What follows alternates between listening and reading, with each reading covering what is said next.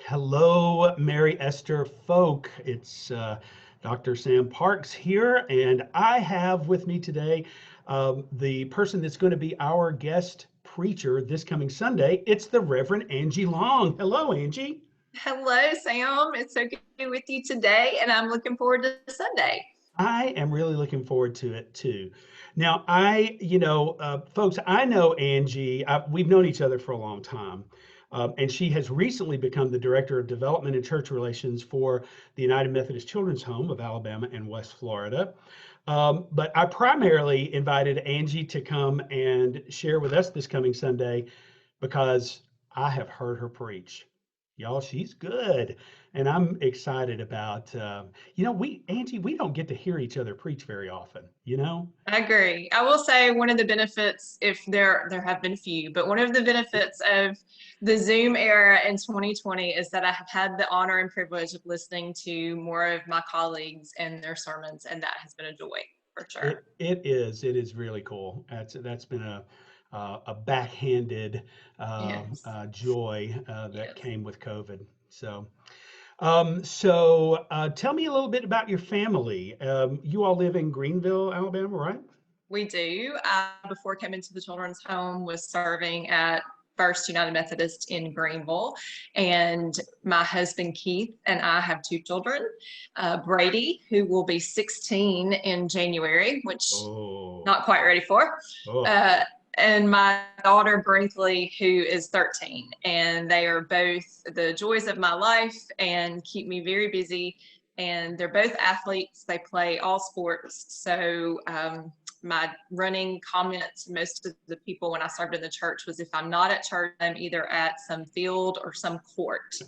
So you can yeah. find me observing and cheering on my two athletes. So That's fantastic.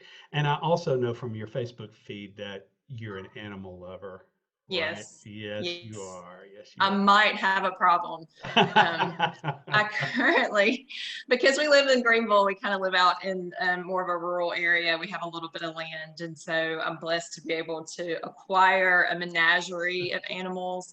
And I currently have four dogs, three cats, two kids, and a partridge in a pear tree, which you might say is my husband Keith. But anyway. That's good. That's good. Well, this coming Sunday it is our commitment Sunday where we're asking people to begin making their estimates of giving to God through our church for 2021. But the more important observation this coming Sunday is All Saints Day, one of John Wesley's favorite moments in the Christian year. And All Saints Day is, as the name implies, it's the day in which we give God thanks for all of those who have gone before us into the church triumphant, who shaped Christian faith in us. So when you think about All Saints Day, what comes to mind? What's important to you about that? Sure. Well, there's a couple of things that come to mind. First of all, it's important probably for your people to know I didn't grow up going to church very often. We were just Easter people. We weren't even Creaster people. We didn't go at Christmas. We just went at Easter. And so coming up as a child and going through some dysfunction, as many of us do, I had a lot of conflicts about church and about Jesus and who he was and what he meant to me. And so as I've grown into adulthood and come more into my faith and come to believe in and follow Jesus Christ as a disciple, when I think of All Saints, I think of all of these wonderful people who have poured into not just my own faith, but the church in general. And those are people, right? The church is people. It's not the building. I know we miss the building desperately right now, but it is those people who have carried our traditions and our faith and just been able to continually tell our Christian story. Were it not for them, people that I don't even know, I may not have come to my calling and I may not have come to the relationship with Christ that I have. And most specifically, I think of my grandmother, my mother's mom.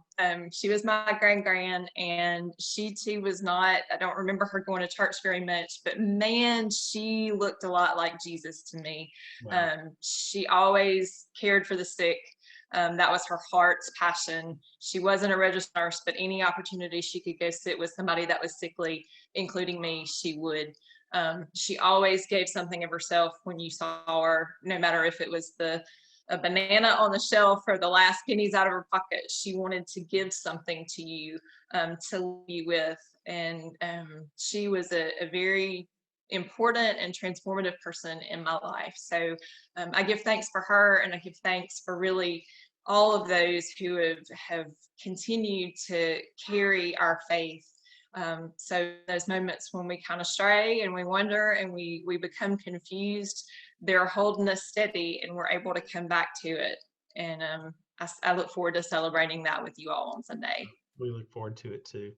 So, folks, I hope that you will lean in on Sunday morning, whether it is at our 9 o'clock in-person worship service in the sanctuary, which you can register for through our website before noon on Thursday.